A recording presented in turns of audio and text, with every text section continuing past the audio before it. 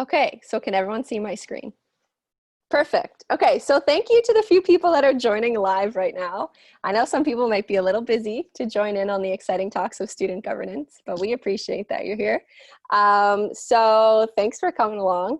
Today you're going to hear about the different types of governance within the Graduate Student Association, along with kind of our organizational structure, our recent discussion topics, and our future goals and our plans for the upcoming student year. We kind of hope this panel will give you a better understanding of what's going on at the Graduate Student Association and give you a little bit more knowledge of who you can reach out to and who's kind of making the decisions related to student life. So as an introduction, we have panelists. So my name's Sara. I'm the Student Engagement Coordinator at the Graduate Student Association, and I'll be speaking first. We have Tyler Hampton here, who is a member of the Board of Directors and Board Corporate Secretary, and we have Matthew Robbins here, who's here as the GSA Council Chair.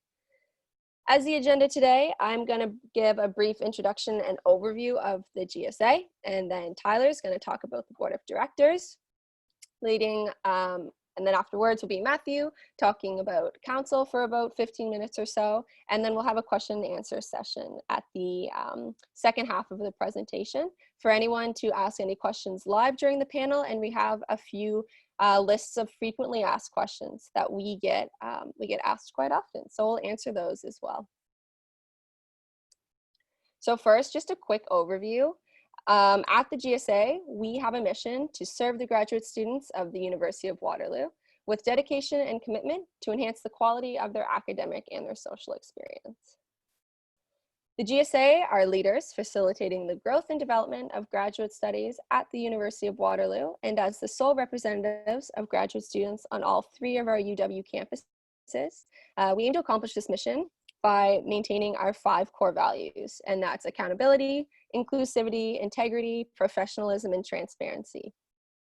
If you are a graduate student at the University of Waterloo, you are a member of the GSA. So we have about 5,500 members, along with our president, David, 2 vice presidents, one being Cindy, who is here today, our board of directors, our council members, and our management/executive staff. The GSA has 4 distinct political positions, which are pretty much in the forefront of everything that we do. And whether that be related to service changes, student advocacy, governance, event planning, and more, they're always things that we take into account when we are organizing and planning these things.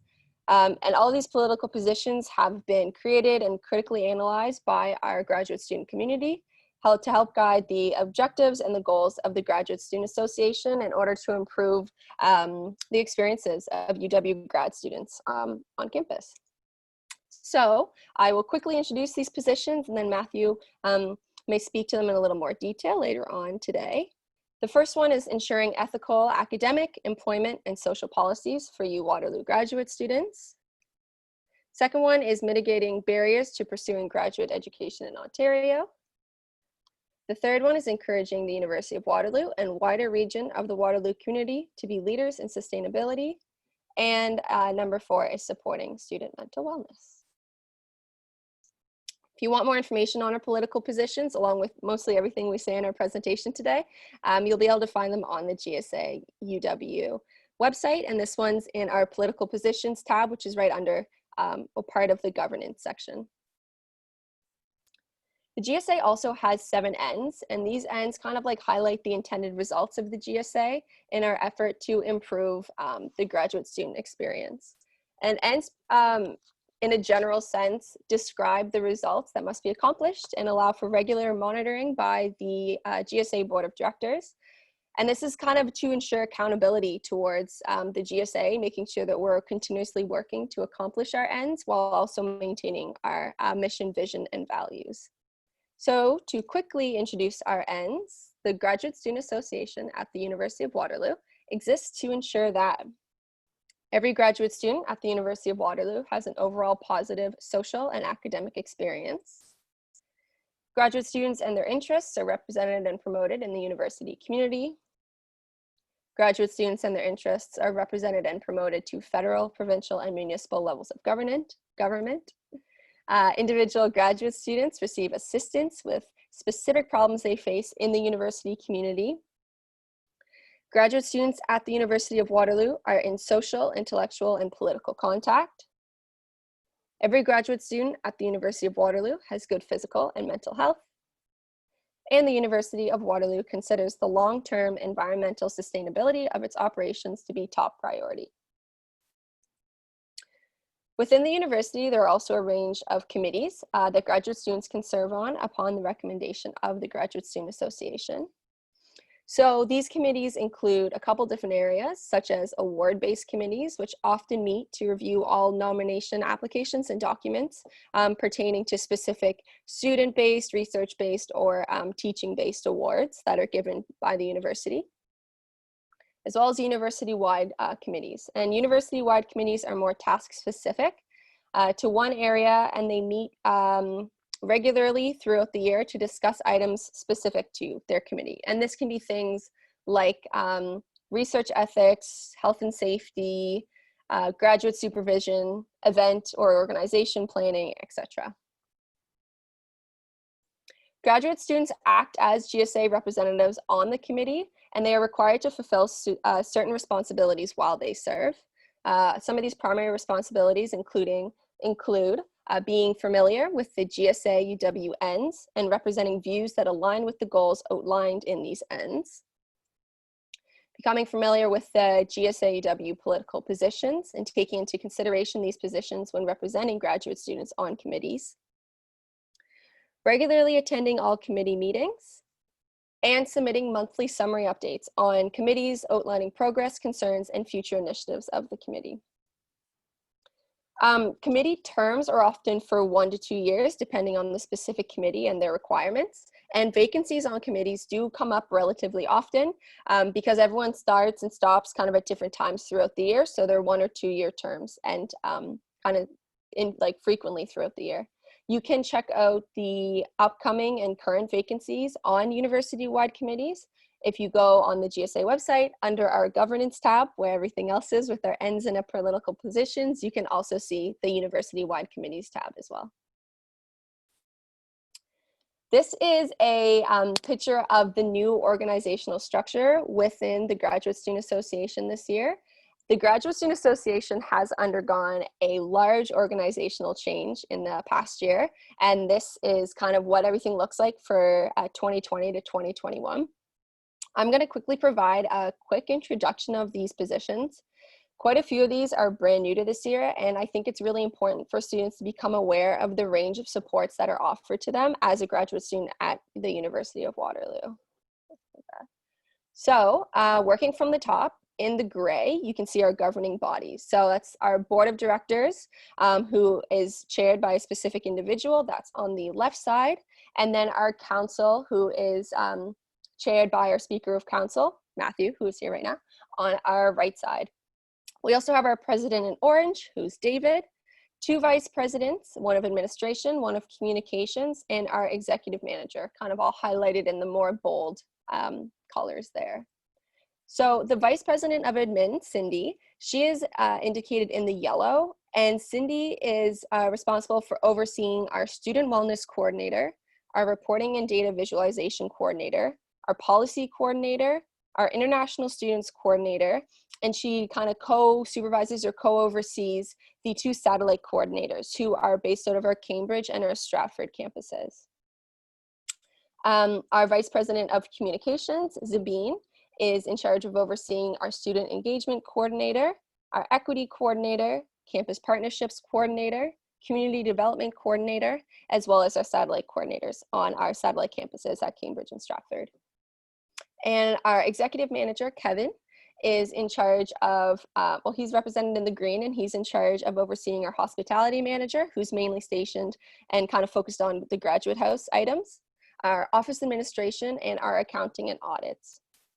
And the main reason I want to highlight this organizational structure that we have here that's new to this year is because every single person in this position is a GSA employee, and their main role is to help graduate students of the University of Waterloo in one way or another. And I think that this additional growth in the GSA allows for some really exciting new supports and new developments to be made this year, because we're able to focus on a wider range of areas surrounding student life compared to what we've been able to focus on in the past. So to highlight a few of our new positions, for example, the policy coordinator is a new position this year. And the policy coordinator will be reviewing and updating the GSA's policy registry to critically analyze and improve the GSA's corporate governance structure. The community development coordinator, that is new to this year, will work to create positive relationships with off-campus stakeholders such as local politicians and organizations, to create new events and services for Waterloo graduate students, as well as to advance the end of the GSA. And the equity coordinator, new to this year, will work to promote gender and racial equity on campus and serve as a primary advocate for BIPOC students at the University of Waterloo. So many of these coordinator positions are just beginning right about now. So I encourage you all to keep an eye open on our GSA website and our social media pages for an introduction of each of these positions in the near future. I think it's really important to become familiar with who holds each of these positions so that you're aware of who you can reach out to when you have a concern or a question related to any of these specific areas. So finally, last slide for me, I wanted to leave you with our social media pages, which I highly encourage you to follow if you don't already and if you're able to. This is where we advertise a lot of our updates with the GSA regarding, our student advocacy work, governance changes, services, events, open positions on the GSA team, and more. All of these updates can also be found on our GSA website at GSA-UW.ca, as well as the monthly e-newsletters that are sent to your student emails. So that is everything from me. I'm going to stop sharing so you can see our faces, and I will hand it off to Tyler. All right, thanks so much, Sarah. So I'm just going to share my screen.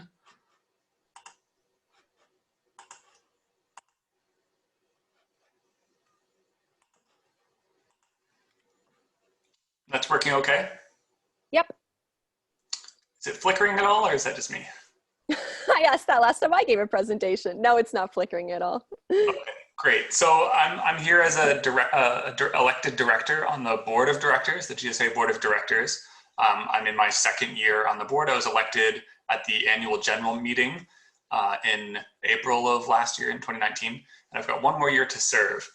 So I'm going to give an overview of the board of directors and what role we play in the governance structure of the GSA, as well as generally what the role looks like in terms of day-to-day meetings of the board and what members could generally expect a board member to be doing on a given day, as well as goals that the board has laid out for our next year of operations. We just had our annual general meeting in August of this year. It was delayed from April by the COVID pandemic. And so we just had our first board meeting of the term and new board year with our newly elected directors from the AGM. So we are off to begin our next year.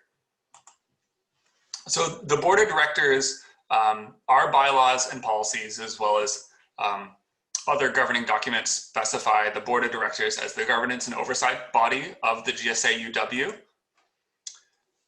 They generally meet about once a month, and we have 12 directors. So our bylaws specify that we have 11 directors that are elected at the annual general meetings, and we have one director that is ex officio, meaning a director by virtue of their office, and that is the president, who's hired by the board. So elected directors serve 2-year terms. A specially empowered director that you saw in the organizational chart is the chair of the board, or the corporate governance officer, chief governance officer in a corporate model that you saw on the previous slide. They chair meetings of the board and acts as the spokesperson of the board. That role of the board chair is outlined as well in policies of the GSA. Most of this can be seen at council meetings, where between the chart we saw on the previous slide, the board and council have a really close collaboration, and board members attend council meetings as non-voting members. And the board chair often updates the council on what the board did this month. And then that transfer takes place the other direction. The council will tell the board what happened for their job this month. So what do directors do?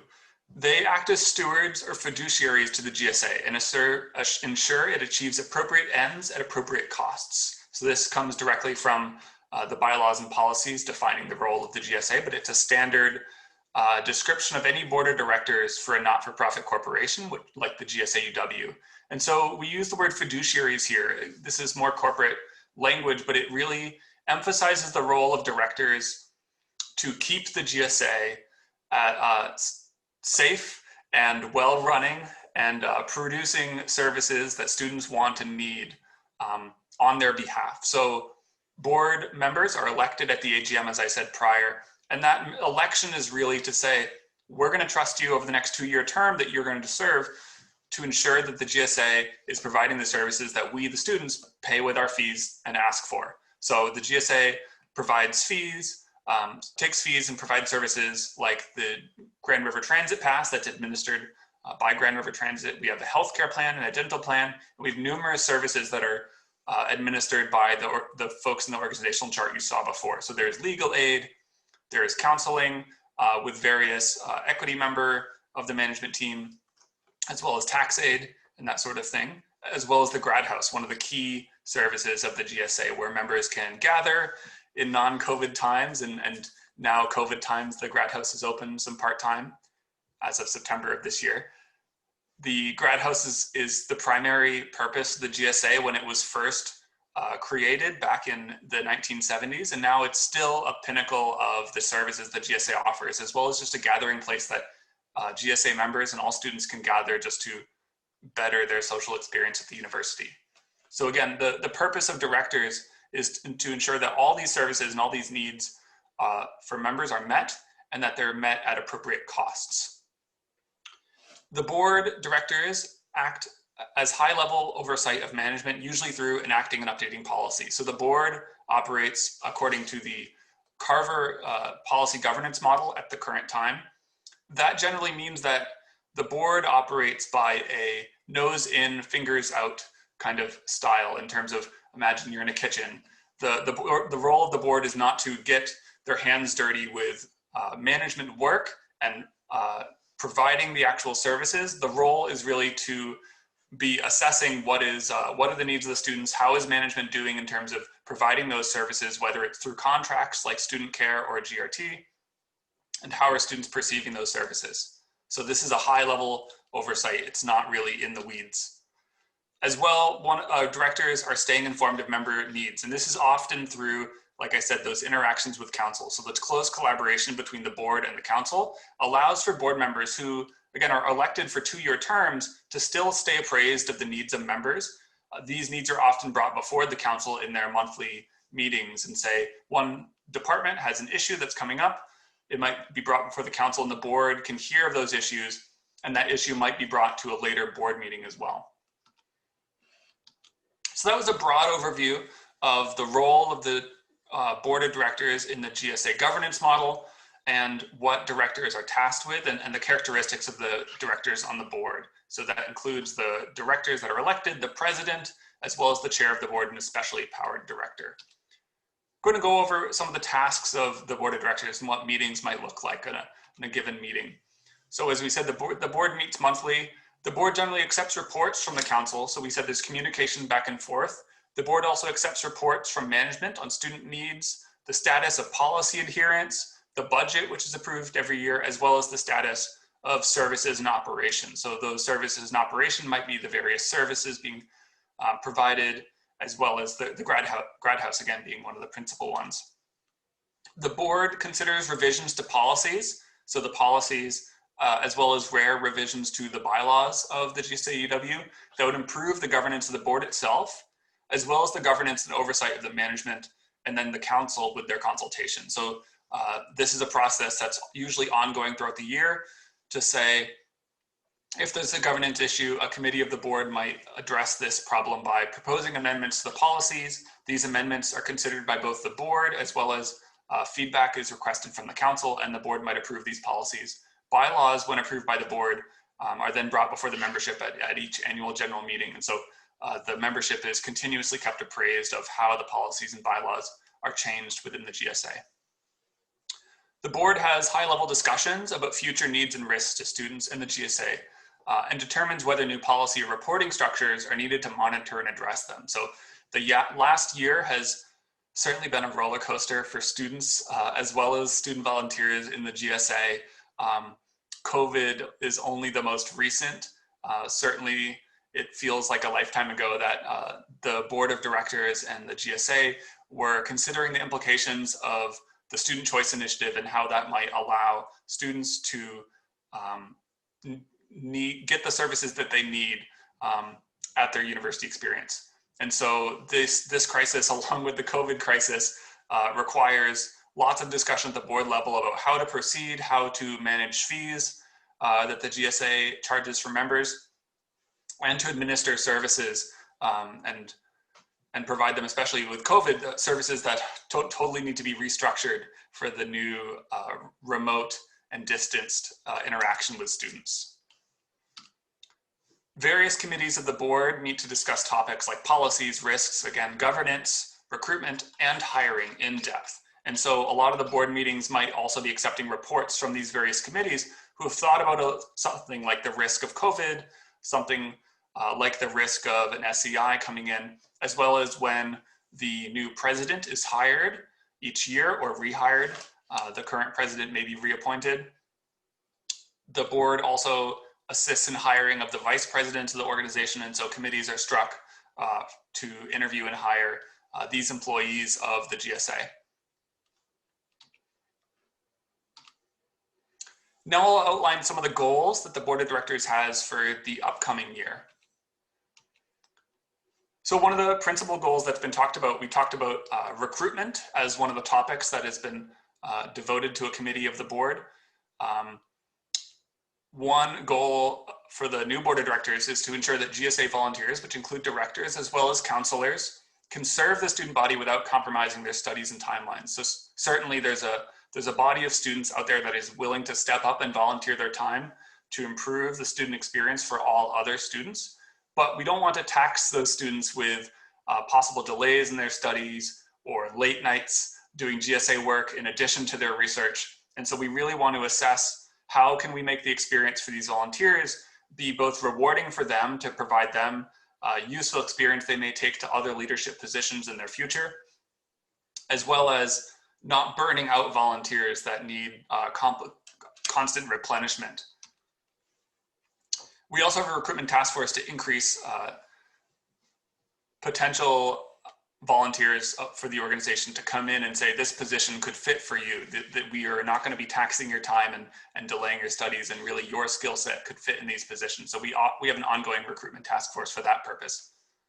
Another goal for the board of directors is to maintain and strengthen the GSA's governance model to align with our values, principally of integrity and transparency. Sara talked about the values of the GSA before, and so these two values, which have been core among them, always strikes home to the board of directors that we want to ensure that the governance model that includes the way that the board interacts with management and council enhances integrity and transparency in that process and allows members to read minutes of these bodies on their website and to know what's going on month to month with these two bodies and how is their organization being run. The board of directors also collaborates with the council, and they want to build a shared understanding of the governance structure. And so a key part, again, we talked about volunteers. We want to make sure that when volunteers come into the organization, that they have a shared vision of what the GSA is going to be doing, how they'll all be accomplishing the same goals together. And so one of these things is to take the collaboration between the board and council and make sure that both bodies are really understanding of how they fit into that structure, that diagram that Sara shared on the previous slide, how they both fit into that structure, how the reporting directions go between management and the board, and management and council, and board and council, how those all interact so everybody can have a shared experience. The board is also overseeing continued collaboration with the CUPE Organize UW campaign. So this has been stemming from a political position of the council back in January to endorse the unionization of graduate students. This has been an ongoing and exciting campaign to see organization of graduate students at the University of Waterloo. And so the board is overseeing this collaboration as well. And finally, the board is monitoring the implementation of the new 3-year strategic plan, which was approved just this August. And so there are going to be performance indicators from the strategic plan that are saying, how is the membership perceiving the GSA? How is the membership perceiving the services that they are offered by the GSA and their general satisfaction, as well as the cost effectiveness of those services. So the board is going to be tasking management with monitoring all of these various indicators and seeing how they progress over the next year and up until the expiration of this strategic plan.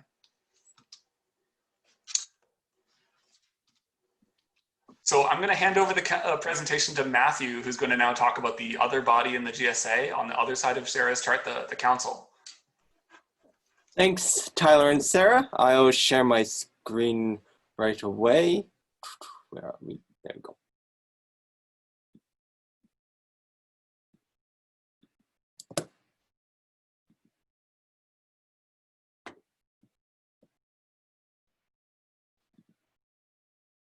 Go. Let's try this again. Share that. Brilliant. So I'm assuming that everyone can see it?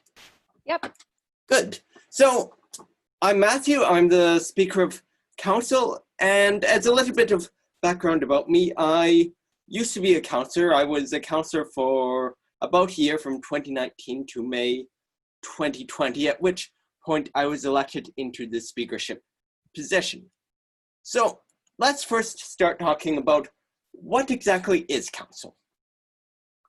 So council is a body that relates to the social and political representation of graduate students. So it meets about once a month for 3 hours on the first Wednesday, and councillors are represent each department on campus. So in October, in the next council meeting, we'll have about 50 councillors or so, maybe 15 or 20 of them being new because we're in the process of running elections. So,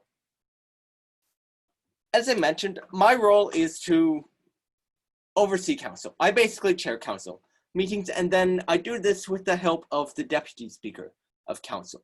So what I mean by this is that I help create the agenda. I liaise between council and the board. I talk to individual councillors, trying to help them better work with their constituents. I basically coordinate with everyone. I respond to a lot of emails, and essentially I do everything I can to make council efficient, effective, and contribute to the engagement with other graduate students.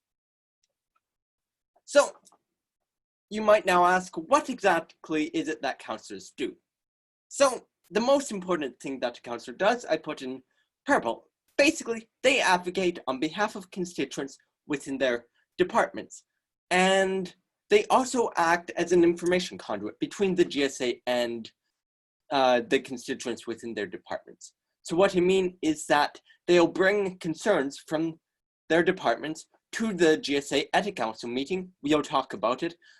But then councillors will also bring back initiatives that the GSA has been doing, or critical pieces of information, back to their departments to let graduate students know what's happening, sometimes behind the scenes. What sort of updates might there be with legal aid or with health and dental fees? So this all links back to my third point, which is that the GSA has a bunch of services: health, dental, legal, bus passes. There's collaborations with the GSPA and other parts of the universities with, for example, counseling services. So one of the responsibilities of a counselor is to be familiar with these various services that the GSA offers, that the university offers, and direct their constituents to the appropriate service when the time arises.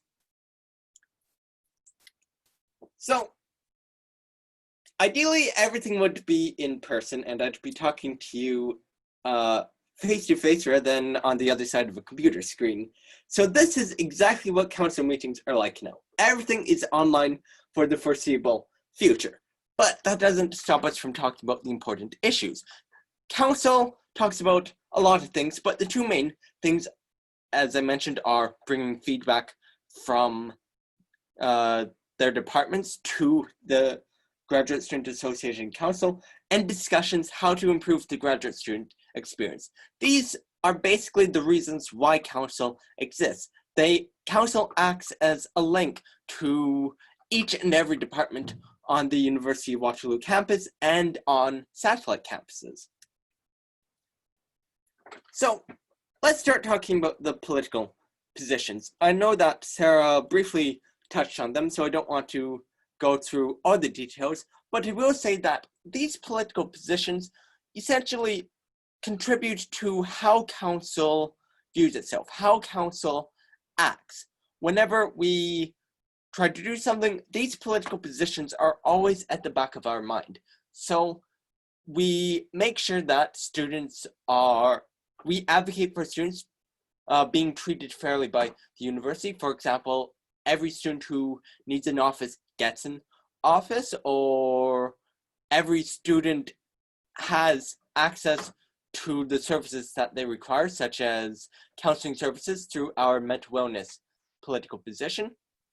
We also work to advocate for students facing financial hardships. For example, when the university or the province decides to reduce domestic tuition, we advocate for the university to not supplement that decrease in tuition by raising international student tuition. And then the last political position is basically dealing with environmental sustainability. We want the university to essentially be net zero sometime before we die, sometime in a reasonable timeline, and we also advocate for considering the effects of their investment through sustainability initiatives. So these four political positions basically form what Council is always looking towards. This is the framework behind how Council advocates on behalf of graduate students. Now, there are a few recent discussions that we've been having. The most notable one deals with COVID-19 because that's at the forefront of everyone's mind, and basically it's affecting each and every one of us as graduate students in our social life, in our academic life. Basically, it touches everything that we try to do.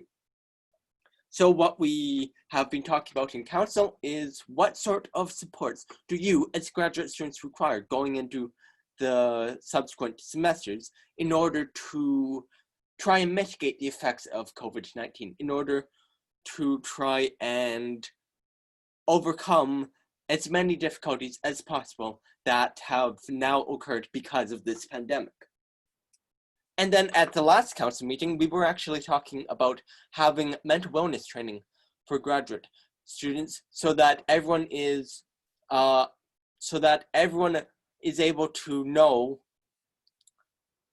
what basically what sort of resources are available at the university, what sort of warning signs there might be if someone is having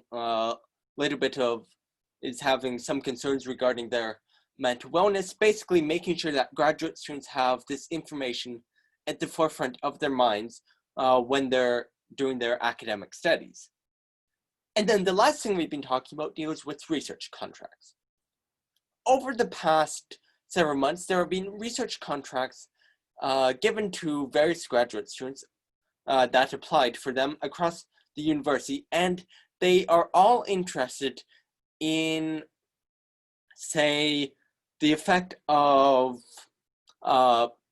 what sort of budget the university has, or the sustainability plans of the university, how graduate studies is if you're a parent, what sort of concerns international students might have. All of these little research contracts graduate students are working on, they report back to council, present their findings, present their recommendations, and then provide the GSA with a path forward for how the GSA is able to better advocate on behalf of graduate students what sort of concerns are lots of graduate students facing and how can we better address them. So I've talked about what council is, what it has recently done, but now let's talk about what it's going to do. And as speaker, I have three main priorities: engagement, efficiency, and effectiveness. Basically, I want councillors to be more engaged with their constituents, since council is the link between the rest of the GSA and individual departments. So I'm working with councillors to try and to basically have some sort of training, increase their knowledge of how they can better advocate on behalf of their fellow graduate students. Now, efficiency of council procedures is basically, I want things to get done rather than just bogged down in the process for the sake of following the process. So what I try to do is move things along as much as possible, and sometimes I'm more successful in this, but try to have council meetings last for 3 hours rather than going for 4.5 hours. For the most part, I've been able to accomplish that with one notable exception. And then the last thing is basically being effective at advocating on behalf of graduate students. And then this is done through making sure that there is a strong information conduit between council, between departments, through council to the rest of the GSA, and having it so that when the GSA needs to know a particular piece of information, they're able to know that piece of information as soon as possible, so that they are in a better position to advocate on behalf of all 5,000 graduate students. So, what will council be discussing in the coming months? Well, we've talked about COVID-19, and COVID-19 is not going away anytime soon, so we're going to continue talking about that, discussing what sort of issues our departments still facing, what sort of problems graduate students still have with the effects of COVID-19, and finding ways of bypassing it, finding ways of better advocating for graduate students. And in each council meeting, there is a time for council feedback directly to the president and vice president. So this is a staple of all council meetings. No matter what happens, this section will always be within the meeting. It's part of the reason why council exists in the first place. You need this information conduit. We'll be talking about some additional research contracts that are coming due. For example, in the next council meeting, there's going to be a research contract related to, I'll need to get back to you on that. It's going to be related to, I can't remember what it's going to be related to. There's been a lot of research contracts, but in November and December, there's going to be contracts related to sustainability, related to health and dental, related to university expenditures. And these contracts, as I mentioned, will help the GSA move forward to better advocate on behalf of graduate students.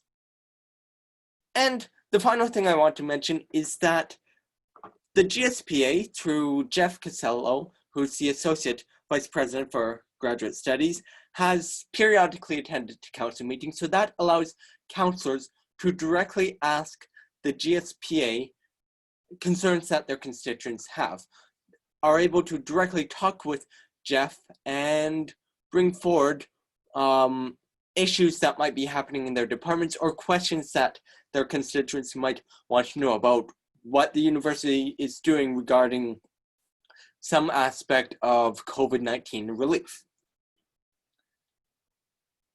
So this is basically what's the broad overview of what's on council's agenda for the next 7 or 8 months or so. But as council speaker, I found that sometimes 3 days before the meeting, there's or even the day of the meeting, there's a really important topic that comes up. And then as council speaker, I find a way to manage to address everything in sufficient detail without going over 3 hours and having a 6-hour meeting. So that's all I have to present at the present time. If you have any questions about council, you're welcome to email me at gsa-counts@uwaterloo.ca. I can add that into the chat function when I stop sharing my screen. So that's all on my end. So thank you, Sarah, for letting me talk about council, and I'll pass it back to you. Thanks, Matthew. Yeah, thank you, Matthew and Tyler, for your presentations. That was super informative. I think I even learned new things, so that's good. So now is a question and answer period. If any of the attendees have any questions, you can ask them in the Q&A box, and we'll be happy to answer them. We also, in knowing that this was being recorded and knowing that not everyone's always able to attend informational events like this, we also do have frequently asked questions that we thought we'd also kind of bring up, some things that we get asked often or people get confused with. So I will keep the question and answer box open for anybody to ask questions, but while we wait, if there are any questions, I think a good one that was brought up that we often get, kind of leading with the GSPA thing that Matthew said, is often the GSA and the GSPA get confused for each other a lot. So for those, if any of you maybe know that there is a difference but are unsure what the exact differences are, I will address the question of what is the difference between the GSA and the GSPA. I would say, so the GSPA is the Graduate Studies and Postdoctoral Affairs Office. They are a group of Waterloo employees. I would say all of them, if not the very vast majority of them, are not students at the University of Waterloo. They are, on salary. They are hired by the University of Waterloo to do their job at the GSPA. And they mainly deal with graduate work and research at the University of Waterloo. So this includes areas like dealing with admissions, dealing with finances, scholarships, awards, financial aid. They help you with your transcripts and your academic records. They have, they create various research and policy development and documents. And the GSPA have also been kind of the ones in the forefront dealing with like return to campus, return to research works with COVID. So that's some of the main areas that the GSPA deal with. Us at the Graduate Student Association, so we exist to improve students' academic and social life at the University of Waterloo. The very large, vast majority of us are also graduate students, so we're kind of like graduate students working for graduate students. And this is just employees and, of course, directors, counselors, volunteers as well. So we work to promote and represent graduate student interests. This is done by providing services, which we've talked about lots, like the health plan, the GRT pass, all of the events we have, all of like the Empower Me, mental wellness, all of that that we offer. So kind of the main thing is that we advocate for student interests often through things like student governance, but that is how I would quickly say the difference between the Graduate Student Association, graduate students working for graduate students in academic and social aspects, versus the Graduate Studies and Postdoctoral Affairs Office, which is a much larger office organization run by like salaried employees who help a lot with the more research and finances and kind of more scholarly aspects like that for the GSPA. I'd love to take a crack at that question too. Sure.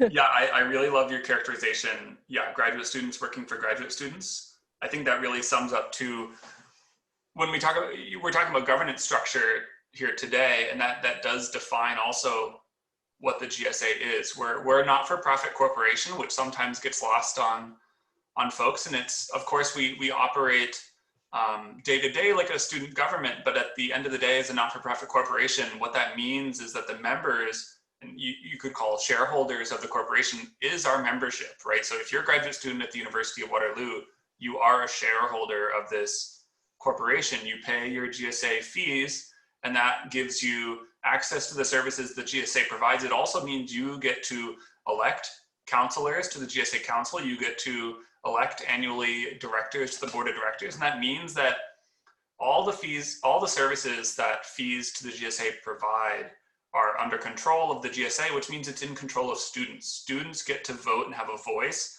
monthly at council meetings as well as annually in elections on what services they get and what and how satisfied they are with the quality of those services. So I feel like that's the fundamental difference. Obviously, the GSPA provides critical supports for students as well, and most often I would say supports to the students in their relationship with the university. The GSA, of course, talks about students' experience as students, but it's also about students just as people, right? We're talking about healthcare plans, we're talking about social experiences and wellness and social interactions, which we're trying to facilitate as much as we can in an online and distance world. But I find it always really empowering to think that the membership has that power to communicate with any other students in the GSA, and they're talking to other students. Yeah, no, that's a really good addition. We have a really good question from into our Q&A section. I don't know if all the panelists can see it. I will read it out, and then if there's anyone who specifically wants to answer to it. It says, in the new strategy, there is mention of actions towards diversity and inclusivity. Could you speak more on how this fits into the agenda regarding anti-racism? So I don't know as much about our new strategy as perhaps others on the panel. So if anybody wants to take a crack at this, I invite you to. Sure. If Margaret's in the meeting, are they referring to the strategy, the strategic plan, the new 3-year strategic plan?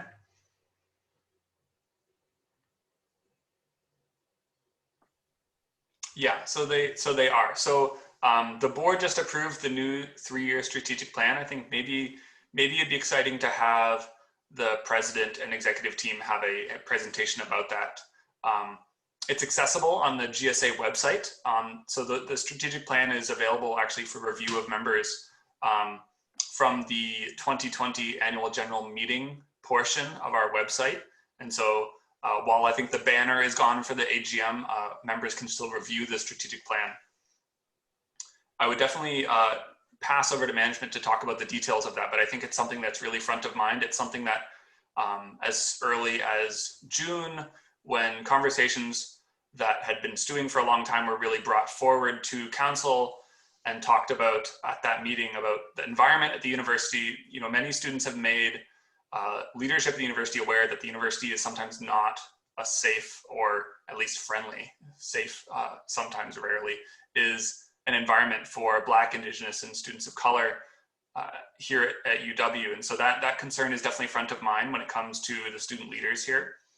I think those issues are continued to be brought up. There has also been a pool of really active and enthusiastic student volunteers participating in organizations, maybe sometimes facilitated by WUSA, so UW Raise. There's been the Equity for Who campaign, all highlighting that there's students that are really passionate about benefiting the student body, about making experiences better, about making environments safe for students foremost, making the student experience at University of Waterloo better. And so what we're hoping is that the structure we have, when we're talking about governance today, the structure we have at the GSA is meant to empower students that want to make the environment better. And so part of my presentation earlier, when I was talking about the board of directors, something we are very aware of is for students to take part in that service, whether it's called activism or whether it's service or whether it is volunteer work to benefit other students and benefit themselves in terms of making an environment safe. That experience is taxing, and it takes, whether it takes time or whether it takes the privilege to have not have to work a job alongside your studies. The GSA absolutely acknowledges that the ability to do that kind of service takes some of that, whether it's the privilege or the time or the energy to do that service. And so that's something we're definitely considering. There are students that want to do this work. There are students that are definitely clamoring to the university to say, let us do this work, pay us to do this work. And so I think that voice is being heard. And we want to make sure that rather than take all of the work within the GSA and co-opt that work ourselves, that we definitely have devoted employees working towards these diversity and equity issues. We want to make an environment within the GSA members that want to advance these issues can run for council seats, run for seats in the board of directors to also advance those needs. So we want to make sure that these positions are places where somebody can do their studies, do these positions. People have other commitments, whether it's job or familial, and be able to accomplish what they want and what their vision is for the graduate studies for themselves and for others. I just want to build off of that and say that council has elections throughout the year. There's two ways that elections are run. If there are no department graduate student associations, then council elections are run through us. The next set of elections will be held in January, at the end of January. And if you are interested in helping advance this issue and your department does not have a department graduate student association, I strongly encourage you to run, since we need motivated, enthusiastic people on council who are willing to help advance these tough issues. If your department has a graduate student association, then you should reach out to them, and then they will be able to tell you when the next round of council elections will be for your department. And my advice still holds, where you should apply and run for the councillorship position.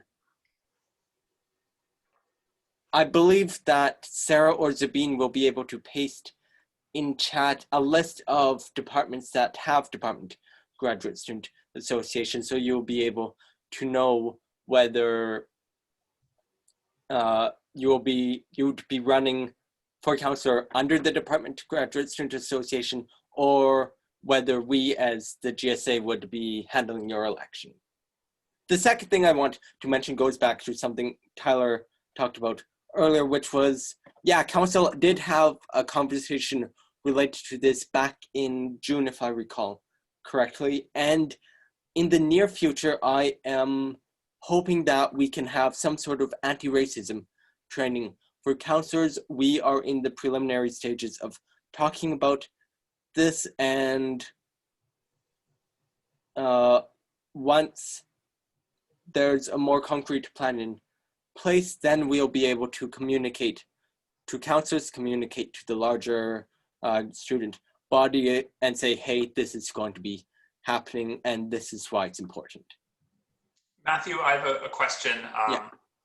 So the council will be a great place, right? So I posted the strategic plan on the chat. Margaret says, thanks for the answer. I posted a link to the AGM website where you can find the new 3-year strategic plan for the GSA that the question was referencing.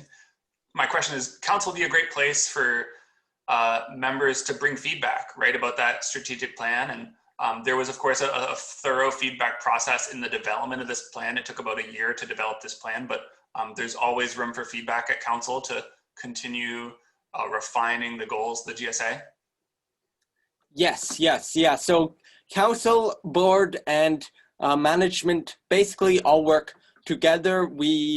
One body brings forward feedback to another body, and we all try and better ourselves so that we can better advocate for graduate students. So one of the things that councillors can do is bring forward feedback to council about the strategic plan, saying, hey, my students have a concern about this, or alternatively saying, hey, my constituents think this is a really good idea and we're happy that it's part of the strategic plan.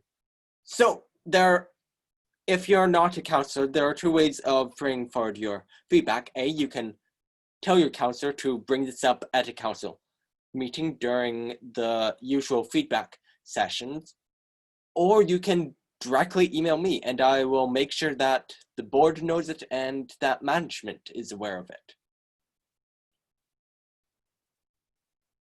Awesome. Thanks, guys.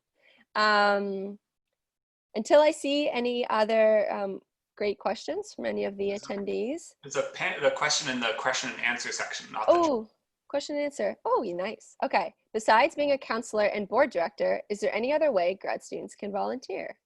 Great question. I can start by answering this.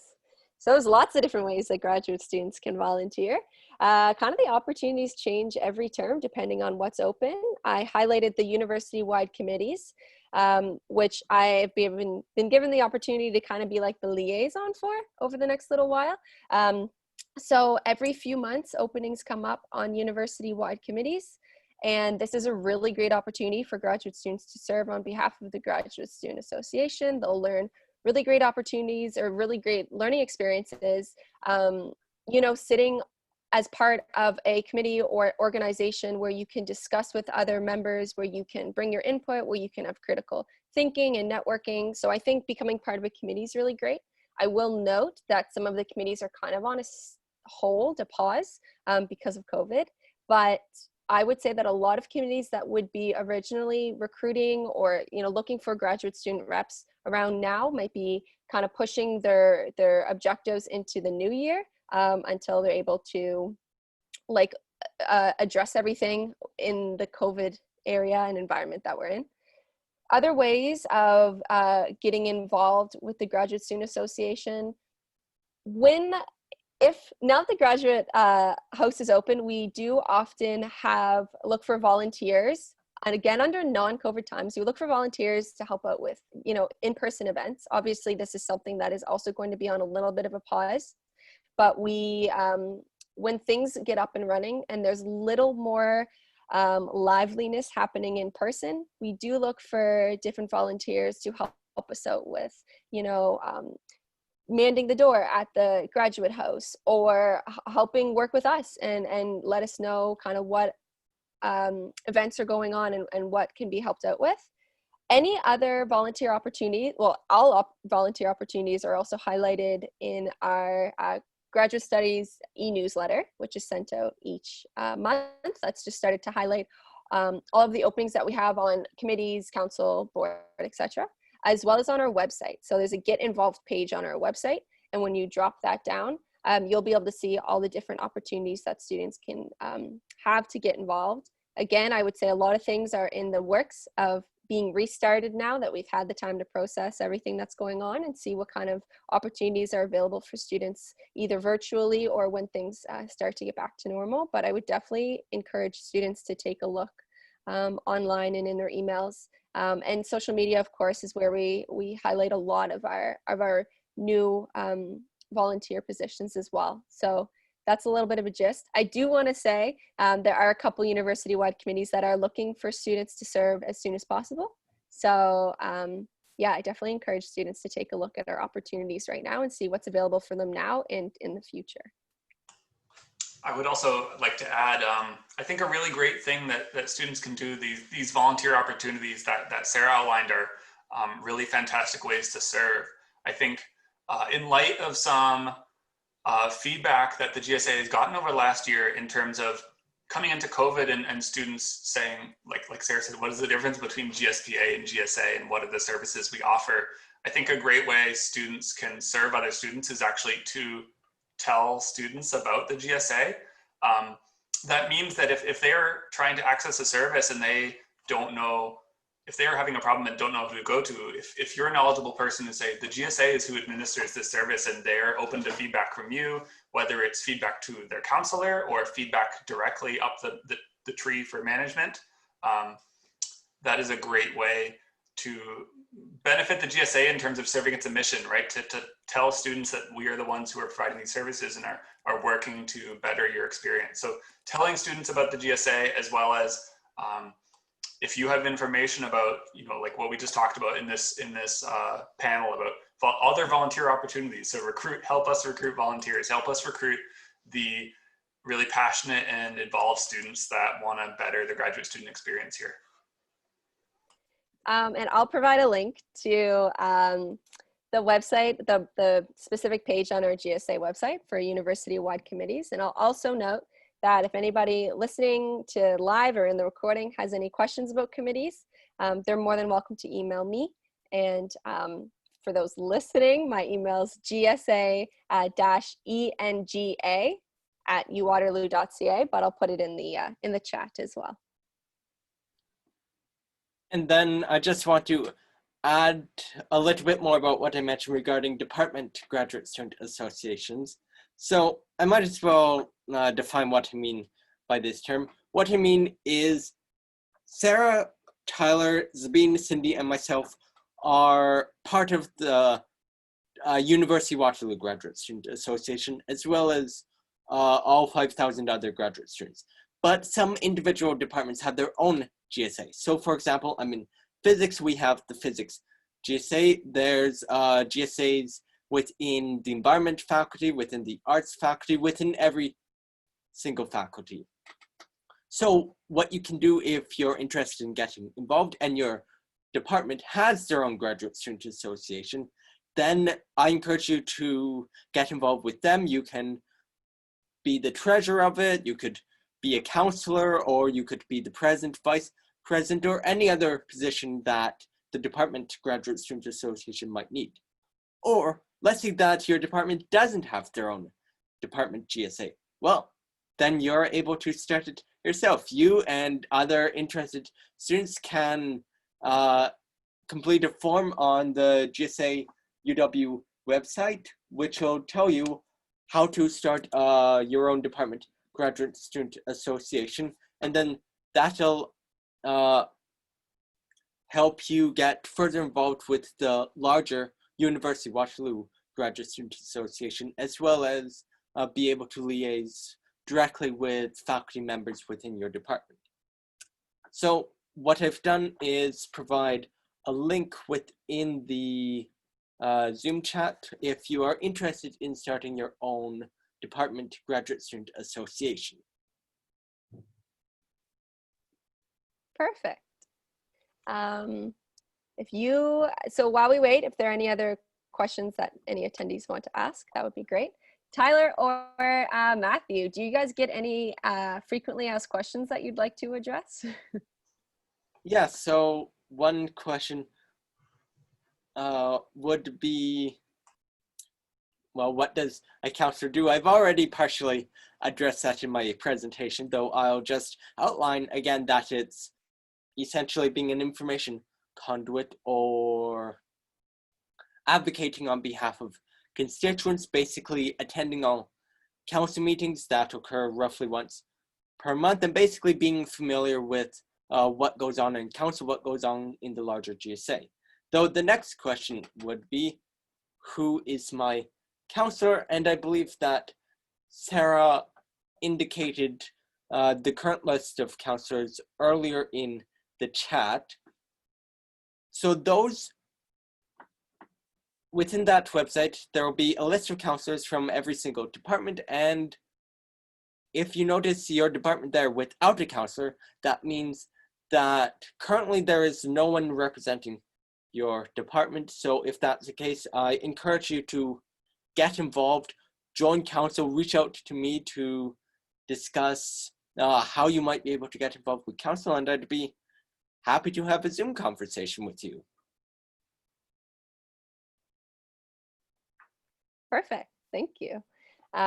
Just to add a quick note, just in case, I'm not exactly sure. I feel like when we share the recording, the chat might not be able to be seen. So for anyone listening in the future, all of this is on our GSA website. If you go to GSA-UW.ca, there's all these tabs, and under governance has all of our board of directors information, council information, who's your councillor, how to get involved in council, same with board of directors, all of that information.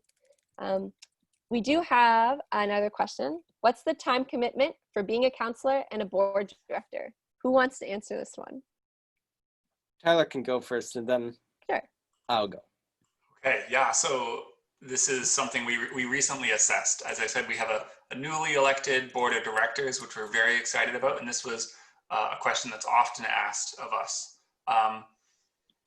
We've estimated that the board of directors, which again, there are special directors like the corporate secretary, for which I served the last year, and the chair of the board that have additional time commitments. But a director on the board of directors generally serves between 10 and 15 hours a month. And that's broken down in a couple of ways. So like Matthew's saying, we especially during COVID times. We spent a lot of time in meetings trying to make sure that graduate students have their needs filled, and that's been a taxing but rewarding time, and we hope students have continued to benefit from those services that we've kept going. Those meetings on the normal can range between 3 to 6 hours of board meetings per month. So the normal schedule is 1 3-hour meeting per month, with the rare exception of either a second meeting or committee meetings. Board members also attend those council meetings. So like we talked about when we were talking about the high level governance structure, part of the way that directors can really best do their jobs is to attend the council meetings and stay briefed on what are the current issues that students are facing, what are the issues that students and counselors are bringing forward to be discussed at council, and what is the feedback then from council to management. Board members, as I said, also sit on specialized committees. So whether that's looking at risks, whether it's looking at recruitment, whether it's looking at governance strategies, and those committees take between 1 and 5 hours per month, depending on their schedules and tasks. And then there's time reviewing documents. So reviewing those reports that we talked about in my slides, reports coming from council and management about the status of services and the statuses of the GSA operations in general. So 10 to 15 hours a month is the range for director. For counselors, it's little less than, it's less than being a board member. So counselors tend to spend between 5 and 10 hours per month doing everything they need to do. So that's broken down into 3 hours for a council meeting, and then depending on what's talked about in that, what counselors need to be prepared for in that council meeting, it might take maybe an hour or two to read all the supporting documentation. And then the remaining 5 hours would basically come from responding to emails, talking with your department, talking with other people in your department, graduate student association, talking with your department chair, and basically working to advocate on behalf of graduate students and publicizing the information that the GSA-UW has provided, basically publicizing what graduate students in each department need to know. Yeah, that's perfect. Thank you, Matthew and Tyler. I don't see any other questions right now. There is one other frequently asked question that I think is a really good one. So I'm gonna give this to Matthew. If I am part of, a student-run organization or whatnot, and I have something really important or really great that I would like to share to council, can I present in council meetings? Yes, you can. And there are two ways of going about it. You can either go through your individual counselor, or you can directly email me. And then your counselor, you and myself can then figure out when would be a good time to present your information, or is there possibly an alternative method of presenting your information? If council isn't the best place for it, is there another university committee that would find your presentation extremely valuable? Thank you. Yeah. I think it's really great when like different organizations, different student-run, student-led organizations come into council and talk. I think it's a really good way to kind of bring up a topic that a lot of students might not know about or might not know is being researched or whatnot into council. And then you're pretty much reaching, on a good month, we have a vast majority of council seats filled. Now we're in elections, but a lot of departments are being represented on council. So I think that it's a really great opportunity to share any upcoming news, information, or whatever. Reach out to Matthew and see if there's a place for it in council or another opportunity on other committees.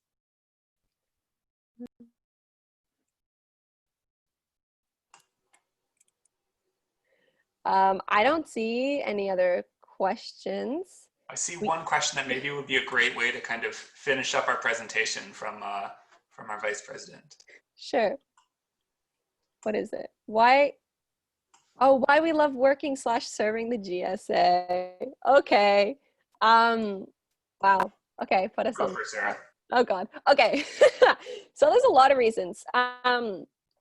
For me, I came into the University of Waterloo not knowing anyone. I'm from the East Coast. I came here because, I wanted to work under my supervisor, but I had no idea about Ontario in general, about the University of Waterloo, whatnot. So after a couple terms of just being a student and getting, my feet in the water and figuring out what was going on, I started working for the GSA. I really liked first of all, the enthusiasm and the pure passion that volunteers and employees have at the Graduate Student Association for truly wanting to improve the lives of graduate students. And that was something that I learned very quickly in the first 2 terms. Even I didn't know as much about the Graduate Student Association as, I should have.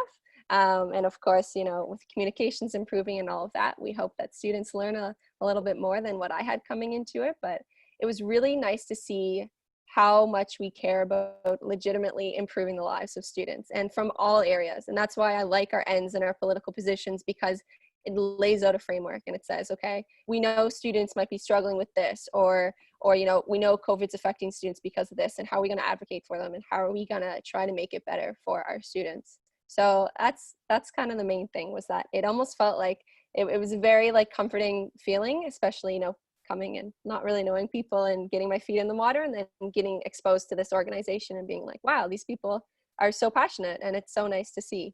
So that's my answer. I'll go next.